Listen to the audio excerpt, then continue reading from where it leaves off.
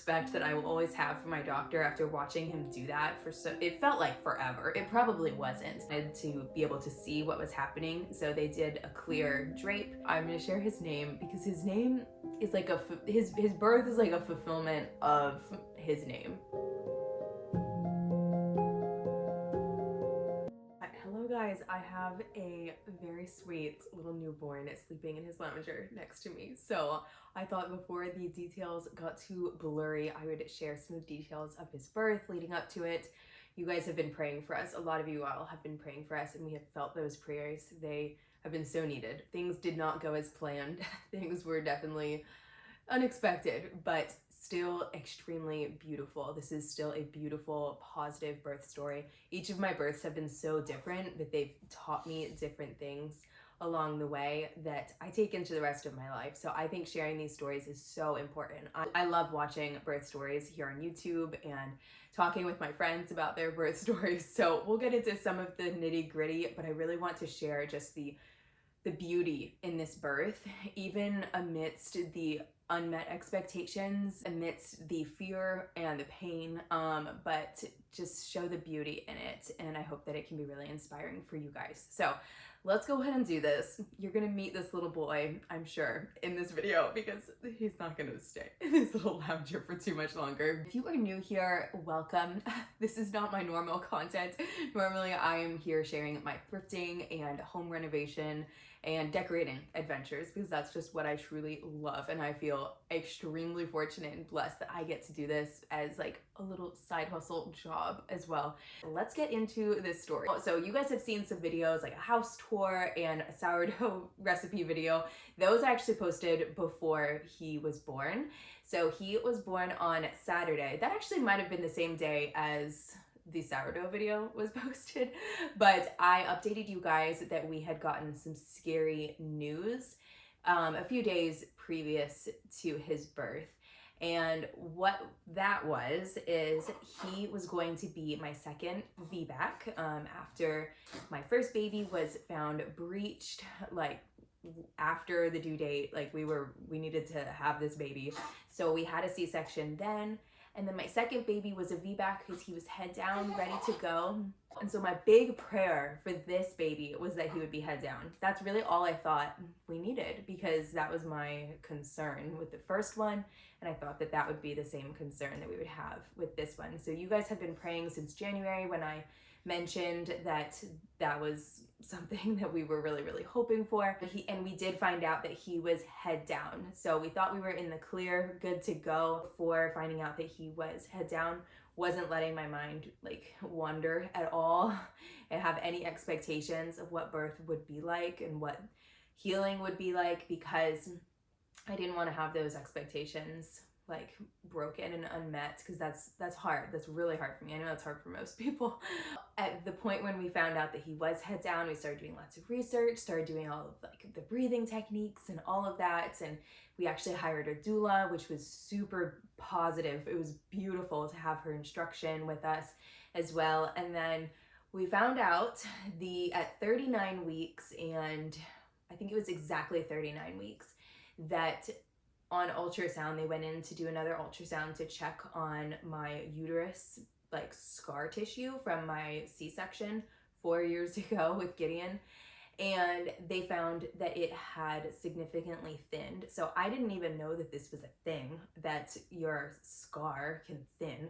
Well, it is, and it's actually a really big deal.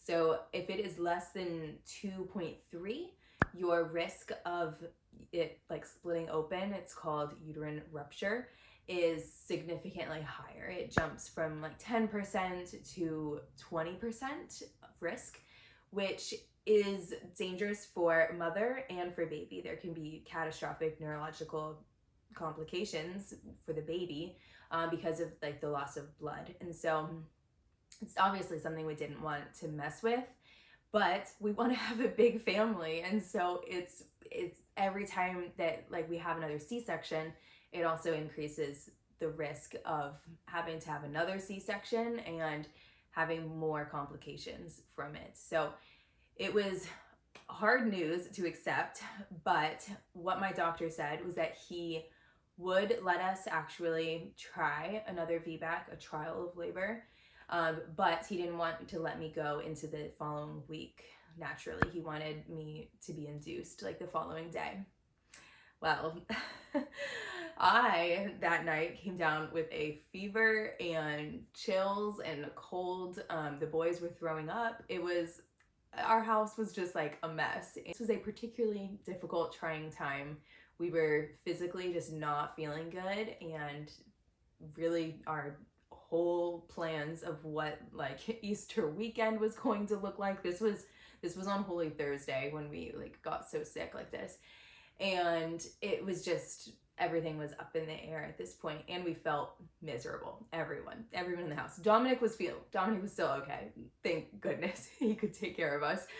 But that all happened on Thursday. Later that day, my doctor called, because I had called in and said I like am way too sick to be induced. Like, we can't do this. He talked with the maternal fetal medicine people, which are like the high risk people at the hospital, the doctors, and they highly recommended that we do a C-section. It just like they wouldn't induce. They thought it was too risky. So my doctor said we could still do it, but that it wasn't what he would recommend. And I love my doctor so much. He's a faithful man, and I know that he cares so much about his patients and our well-being and the babies. And he has a ton of experience. So I trusted him, and I also had to surrender my desires for another vaginal birth, which just for me was the most beautiful, empowering experience to grow closer to the Lord, and also just have that immediate connection with my child. It was just a lot smoother too after birth, which, I mean, it could just be the baby that Benjamin was. It was just super easy right after, and my healing was so much faster. So that's what I was desiring. I'll talk a little bit about how healing has been different in a little bit. This was all happening on Thursday. So my doctor called, was like, I really don't want to do an induction on you. As soon as I heard that like the neurological component to the baby, like possibly that he could be injured in the process of me trying to labor and have a vaginal birth, it just like became not worth it to me. Like the whole goal is to have a healthy baby. It's not like that's the goal, right? Like to get this baby out safe. And I was starting to feel some contractions, which I didn't really share with him or Dominic, but I wanted to just relax and try to.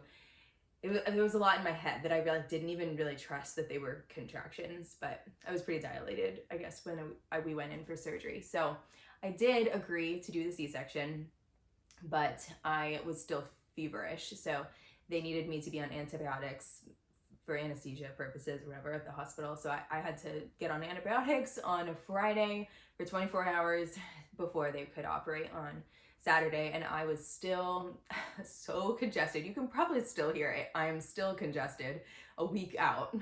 He's already a week old. I was coughing like during surgery. Like it wasn't ideal, that is for sure. Before, I did not sleep at all. Like I was just a nervous ball of nerves. What was the expression? A ball of nerves. I couldn't rest because I felt like this baby wasn't safe in my uterus anymore. Like I wanted him to be safe in my arms, and I wanted to go to the hospital like now and just have them like take him out, because it was just scary to me. But I knew there were so many people praying for us. I knew that there were so many people that were taking care of us, that were watching out for us at the hospital, that like had our best interest in mind, and it was gonna be okay, but my mind couldn't rest enough to sleep. So we were exhausted going into surgery, both of us feeling pretty darn sick. My in-laws came over to stay with the big boys at our house. So we went in on Saturday morning at bright and early, 5:30, I think we left the house after like 2 hours of sleep. And then we got wheeled back into surgery after getting all the blood work done. They really messed up my arms. I don't know if you can still see, but I have, I guess, some difficult veins. I was also super dehydrated because I Wasn't allowed to drink water, but I was also like very sick. This is gonna get a little gross, so if you guys are squeamish, skip ahead a little bit. This is just the nitty gritty. So I really wanted to be able to see what was happening, so they did a clear drape. After they like did the incisions and stuff, they put the blue drape down, and it was a clear drape, and I was able to like look down a little bit, and so I saw his head like coming out of me, which is like wild, and I'm surprised I didn't get grossed out by it, but I was so excited to see his face and just like anticipating that cry. They don't cry immediately usually when they come out of a C-section because they don't get like squeezed out, so all of the fluid that's in their lungs is still in there, so they have to really suction them a ton. So my doctor, like I got to watch him like suction him a ton, like while it was just like his head coming out, and it's amazing, like the admiration and the like respect that I will always have for my doctor after watching him do that for it felt like forever. It probably wasn't, but it felt like he was like reviving my child while he was still like in me, you know, which is just miraculous to think about. Once he was able to get all the fluid out, he could like pull the baby out, and like he showed me the baby. But then we were able to do almost immediate skin to skin time and nurse until my blood pressure dropped like a lot. I don't know if it was because I was coughing. I think I needed to cough, but I didn't want to cough on the baby, and so I was trying to hold it in, and so my blood pressure dropped, and I got like really dizzy. So they had to take the baby, and I don't know, Dominic said my like nurse anesthetist that's like up at your shoulder did something. I don't know exactly what he did. So got the surgery done. We got to meet our sweet baby. I'm gonna share his name because his name is like his birth is like a fulfillment of his name. Like we knew just because of the season that we've been in, it was very symbolic. His name that we chose, not in a negative light at all. The season that we're in, and this is the lessons that God's teaching us, this amount of surrender that you have to go through in any birth. You have to surrender to what your body is doing, and like during my vaginal birth, I just had to trust that my body was going to do the right thing and that it knew what to do even when I like had no clue what I was doing. I did get an epidural at 7 centimeters, and so then I really didn't know what was happening. Like, do I push now? Like, I just really didn't know. I wasn't educated on it as much either because I like just was trying to not have any expectations for that birth. And then for a C-section birth, you are laid out like a cross, like you're laid out with your arms stretched out to the sides so that they can, I don't know, give you medicines and stuff, I guess. And it just feels like the ultimate surrender. You're strapped down and you can't feel anything, can't see anything. You just have to trust your doctors and trust the care team around you. And like Dominic was right at my shoulder, and what song were you listening to? It was a beautiful song. I'll put it down below. You guys should listen to it. I had a whole like birth playlist planned, and so we got to play a few of the songs during the surgery because it's pretty quick. You're only, I think they pull the baby out like 3 minutes after they cut, and so that's pretty fast. It's like one song. I want to mention healing a little bit. Healing, I think, I don't know if it's just because like my body, I know like what I'm capable of now, but this healing has been easier than my first C-section healing. I think they've also said too, I've heard that you like lose more and more sensation around the incision site, the wound, which is very hard to believe because it is gnarly. Like I think it looks worse than the first one just because he was a really big baby and they like really had to like pull him out. Just so grateful for the way that things have transpired so far. Dominic is home with us for 2 months, which is an absolute blessing. That's like very uncommon in the medical field, especially in residency. That's like the one great thing about his residency program.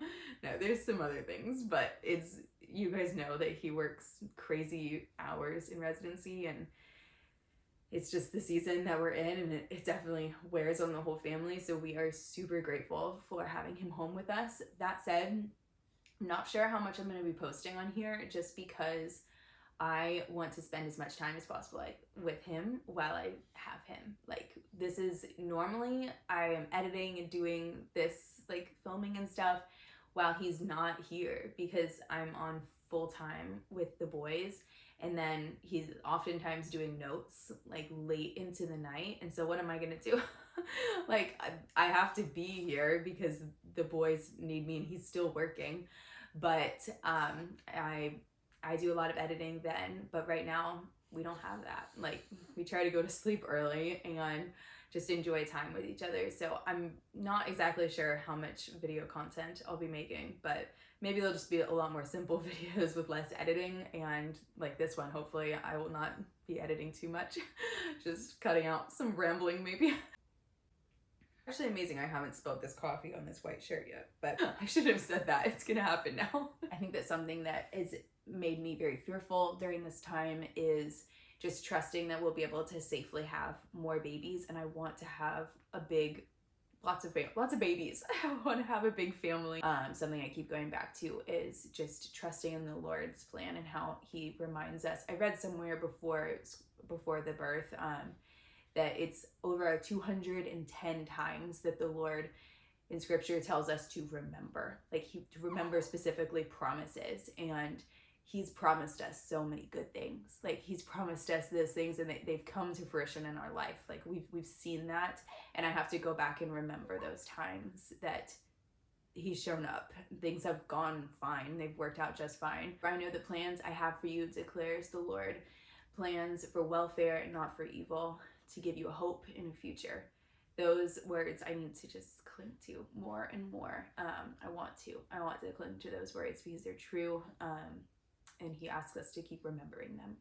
There's this scripture that I shared the night before he was born. Maybe it was like 2 nights before he was born. It probably seemed super random to you guys, but it's the story in 2 Kings about how there's a widow and she has 2 sons and she has no more resources to pay her taxes. So her debtors are about to take her 2 sons as slaves and as payment. She is instructed to gather jars from all of her neighbors, all of the jars that she can find, and to take the small bit of oil that she has and to pour that into each jar. And once the jar is filled, the bigger jar to set it aside and fill the next. And it kept happening that every time she would pour, the jar would be filled and she could fill another one. And through that process and through her trusting in the Lord, she was able to fill up all of these jars. That has been a theme in my spiritual life recently, is just giving God that empty jar, being generous with the Lord with my time, giving space, providing time away from the busyness and the noise and the overstimulation that is just common in this stage of motherhood and this digital world that we live in. And so I haven't been on social media for the past week. I just logged out of everything, and it's been so beautiful and so different for my postpartum to just really not be scrolling at all while I'm nursing, just gazing into his eyes and just creating that bond really, really quick. Postpartum is hard. This child is still sleeping, but I'm gonna show him to you so that you can see his preciousness. So he's so cozy, I don't even want to pick him up, but I do want to pick him up, but I'm not gonna pick him up just to show you guys. So I'll show some clips of him and I'll share his name as well. So this is Cassian Samuel Garvey, and Cassian is probably a name that most have not heard. It is very low on the charts. Dominic actually found the name for us and he fell in love with it, and then I fell in love with it quickly after that. So it means in Latin, empty vessel. And there's also a few saints that are named Cassian, and they have pretty heroic stories as well. We're Catholic, so that's important to us. But his second name, his middle name, is Samuel, which is actually a family name as well, but we love the meaning of it, meaning God has heard. And that's so true for this birth. That's so true for this season. God has heard our cries and our pleas for help figuring out what to do with two boys in the home front, and for Dominic in his really hard, busy season of residency. God always shows up when we leave space for him, when we have that emptiness in our life and we're not overfilling our life, which is very tempting to do. I'm so excited to get to mother this little boy and just raise him in the sweetest brotherhood with his brothers. So that is our story of the birth and how everything transpired. I don't know. I have a thrift haul that I want to share with you guys. So I'm gonna that it was from. I was planning to do that before he was born, but he came a week early. So I will probably share that one next. And if you guys missed my full spring house tour, you can check that one out. That was the last video that I posted. And then we'll see where we go from there. I'll keep you guys updated. Thank you guys so much for your prayers. And I hope that listening to this story has been inspiring.